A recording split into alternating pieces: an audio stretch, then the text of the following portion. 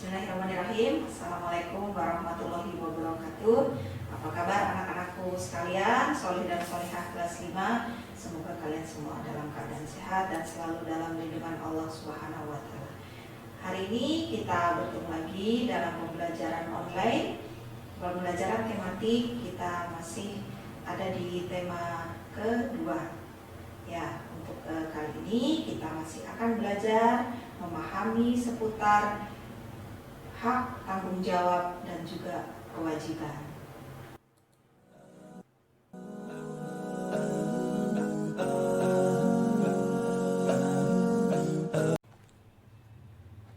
Baik anak-anak, kita mulai pembelajaran kita hari ini masih di tema 2, udara bersih bagi kesehatan. Baik anak-anak, kita pelajari satu persatu contoh hak, kewajiban, dan tanggung jawab sebagai warga masyarakat. Nah, haknya salah satu contohnya adalah memperoleh udara yang bersih. Kemudian, hak kalian sebagai siswa adalah mendapatkan nilai yang bagus. Nah, kalian tentu masih ingat hak dan kewajiban serta tanggung jawab itu saling berhubungan. Ya. Nah, contohnya ketika kita mempunyai hak memperoleh udara yang bersih, maka kita juga punya kewajiban. Kewajiban kita apa? Kewajiban kita adalah menjaga kebersihan lingkungan. Nah, menjaga kebersihan lingkungan harus kita wujudkan dalam bentuk tanggung jawab. Salah satu contohnya adalah melakukan kerja bakti. Pun ketika kita mendapatkan hak untuk mendapatkan nilai yang bagus, maka lahirlah kewajiban kita. Apa itu? Belajar dengan sungguh-sungguh. Kemudian ada juga tanggung jawab kita sebagai siswa. Ya, antara lain melaksanakan piket kelas. Nah, selanjutnya kita pelajari hak, kewajiban, dan tanggung jawab kita sebagai warga masyarakat. Nah, ini contohnya. Kerja bakti. Kerja bakti adalah salah satu kegiatan yang dilaksanakan di lingkungan masyarakat. Dalam kegiatan kerja bakti, ada kewajiban, tanggung jawab, dan juga hak. Kewajibannya adalah membersihkan lingkungan. Kemudian tanggung jawabnya adalah membersihkan selokan dan mengumpulkan sampah-sampah yang ada. Kemudian dari situ kita juga mendapatkan hak. Apa hak kita? Hak kita adalah merasakan lingkungan yang bersih dan indah serta bebas dari penyakit. Ya, kita ingat hak adalah sesuatu yang kita dapatkan setelah melaksanakan kewajiban dan juga tanggung jawab kita. Maka ketika kita menginginkan hak kita, secara bersamaan kita juga harus bisa melakukan kewajiban dan juga tanggung jawab kita. Nah, selanjutnya contohnya adalah musyawarah pembagian jadwal siskamling di lingkungan kita. Nah, mungkin di lingkungan rumah kalian masih ada ya jadwal ronda dan sebagainya yang bertujuan untuk menjaga keamanan lingkungan. Ya, ketika akan dilaksanakan pembagian jadwal, tentunya dilaksanakan musyawarah.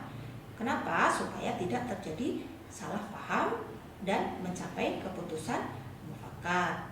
Nah, dari pemusyawarah tersebut, maka lahirlah kewajiban, tanggung jawab, dan juga hak. Apa itu kewajibannya?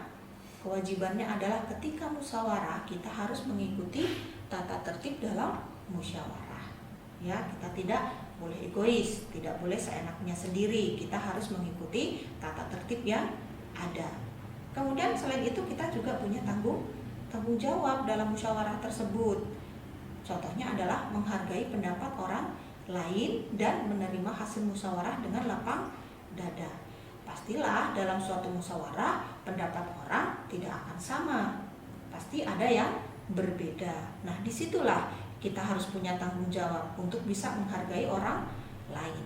Selain itu juga kita juga harus berani menerima hasil musyawarah dengan lapang dada. Ya. Nah, dari situ kegiatan musyawarah tersebut kita juga punya hak. Apa hak kita? Hak kita adalah mengajukan pendapat atau memberikan pendapat kita. Jadi ketika pelaksanaan musyawarah, kalau kita punya pendapat, kita punya unek-unek, kita keinginan, silahkan disampaikan dengan tata cara yang baik. Oke, untuk selanjutnya, nilai-nilai penting apa saja yang ada dalam kegiatan musyawarah? Ya, dalam musyawarah kita mendengar pendapat yang berbeda-beda atau bahkan yang bertentangan. Itu sudah pasti ya, karena manusia itu berbeda-beda, pemikirannya berbeda-beda. Tetapi itu bukanlah suatu kesalahan. Justru itulah yang akan menjadikan suasana musyawarah tersebut penuh dengan makna.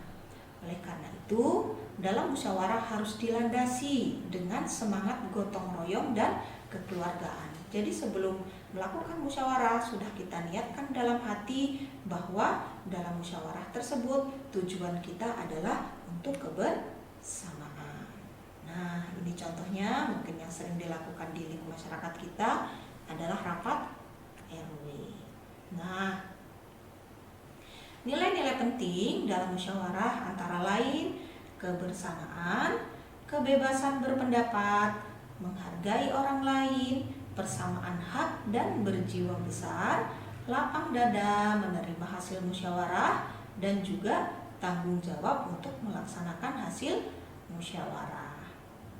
Nah, baik anak-anak, kita lanjutkan materi kita. Selanjutnya adalah mengenai tanggung jawab kita terhadap masalah sampah.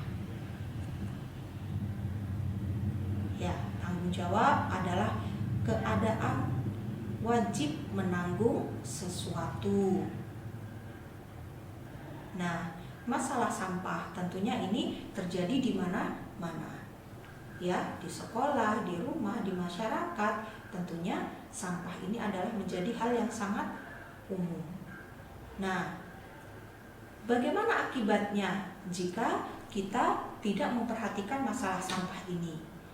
Perilaku tidak menjaga kebersihan dan akibatnya salah satunya adalah ya tumpukan sampah yang dibiarkan di pinggir jalan misalnya, menimbulkan bau yang tidak sedap dan mencemari lingkungan. Itu akibatnya. Membuang sampah sembarangan sudah pasti bisa mengotori dan membuat aliran sungai atau selokan menjadi tersumbat. Ya, ini hal yang biasa terjadi di lingkungan masyarakat kita atau di lingkungan kita yang kadang-kadang belum dilaksanakan. Oleh karena itu, kita harus memahami betul apa akibatnya, ya. Dan yang pasti kita harus melaksanakan tanggung jawab terhadap masalah sampah ini.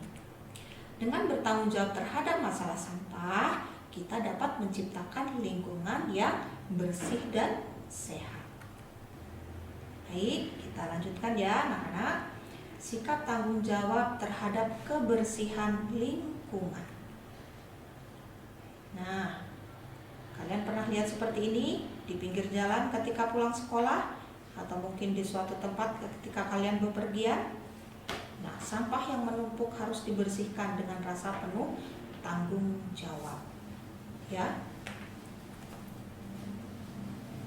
Masyarakat atau kita harus sadar akan kewajibannya menjaga kebersihan lingkungan. Contohnya adalah tidak membuang sampah sembarangan, menjaga kebersihan lingkungan, mengikuti kerja bakti membersihkan lingkungan. Sebagaimana kita tahu, kita pasti nyaman ketika kita hidup di lingkungan yang bersih. Itu hak kita. Tetapi jangan hanya ingin hidup di lingkungan yang bersih, tetapi tidak mau melakukan kewajiban dan tanggung jawabnya. Harus seimbang. Ketika kita menginginkan lingkungan yang bersih, maka kita juga harus menjaga kebersihannya. Contoh hasil sikap tanggung jawab terhadap kebersihan di masyarakat adalah, nah ini kalau masyarakatnya itu bertanggung jawab, otomatis lingkungan menjadi bersih dan nyaman, terhindar dari penyakit, timbul kepedulian, serta kehidupan masyarakat yang harmonis. Ketika kita tinggal di lingkungan yang bersih, otomatis juga kita akan nyaman. Ketika kita nyaman, pikiran kita juga nyaman. Ketika kita melakukan kegiatan pun akan nyaman, sehingga timbullah kehidupan masyarakat yang harmonis. Nah, kita lanjutkan bagaimana tanggung jawab kita di rumah, di sekolah, dan juga di lingkungan masyarakat. Nah, anak-anak kan untuk saat ini kalian belajar di rumah ya, daring. Nah, bagaimana tentunya ketika kalian lebih lama tinggal di rumah, maka kalian juga memiliki tanggung jawab yang lebih yang harus kalian lakukan di rumah. Contohnya adalah membantu pekerjaan orang tua di rumah, ikut menjaga kebersihan dan kerapian rumah, serta melaksanakan semua aturan yang telah dibuat dengan baik. Ya, membantu orang tua di rumah. Sebisa kita, semampu kita, apa yang bisa kita bantu untuk orang tua kita dilakukan. Kemudian, menjaga kebersihan dan kerapian rumah. Ya, sudah pasti kita harus melakukan itu. Ya, dengan cara apa? Dimulai dari diri kita sendiri. Ya, menjaga kebersihan diri dan juga menjaga kerapihan kamar misalnya. Meja belajar kita. Kemudian dilanjutkan dengan menjaga kebersihan isi rumah. Selanjutnya, melaksanakan semua aturan yang telah dibuat dengan baik. Dalam suatu keluarga tentunya punya aturan-aturan tertentu yang sudah disepakati antara orang tua dan juga anggota keluarga yang lain, maka itu harus dilaksanakan dengan baik. Nah, selanjutnya adalah tanggung jawab di sekolah. Tanggung jawab di sekolah antara lain ikut menjaga kebersihan lingkungan sekolah, ikut membantu menciptakan suasana belajar yang nyaman, serta melaksanakan semua peraturan yang ada di sekolah dengan baik. Selanjutnya, tanggung jawab di lingkungan masyarakat. Tentunya kita semua hidup di lingkungan sosial karena kita tidak bisa hidup sendiri. Kita hidup saling bergantung dengan manusia yang lain, yaitu di dalam lingkungan masyarakat. Oleh karena itu perlu kita sadari kita juga punya tanggung jawab. Apa itu tanggung jawab kita? Ikut menjaga kebersihan lingkungan, ikut menjaga keamanan lingkungan sekitar kita, serta melaksanakan semua aturan yang berlaku di lingkungan masyarakat. Ketika kita sudah bisa melaksanakan tanggung jawab di lingkungan kita, baik di rumah, sekolah maupun masyarakat dengan baik, insya Allah kenyamanan, ketertiban itulah yang akan kita dapatkan. Alhamdulillah, hari ini kita sudah mempelajari tentang hak, kewajiban, dan juga tanggung jawab. Semoga anak-anak lebih paham tentang hal ini dan jangan lupa untuk melaksanakannya di manapun anak-anak berada, baik nanti di sekolah, di rumah, maupun juga di masyarakat. Laksanakanlah hak, kewajiban, dan juga tanggung jawab secara seimbang. Baik, anak-anakku sekalian, itu saja yang bisa Bu Lina sampaikan pada kesempatan kali ini. Untuk tugas latihannya nanti akan disampaikan menyusul. Terima kasih anak-anak. Wabillahi taufiq wal hidayah. Wassalamualaikum warahmatullahi wabarakatuh.